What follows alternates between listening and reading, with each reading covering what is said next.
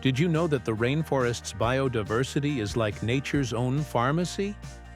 Deep in the Amazon, there's a tiny frog called the poison dart frog, whose skin secretes a compound used to develop painkillers more potent than morphine.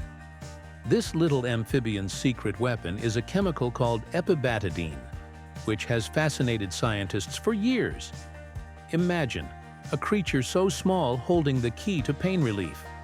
It's a quirky reminder of how much we still have to learn from nature's vast library.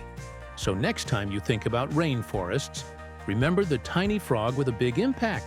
Like, comment, and subscribe for more amazing stories.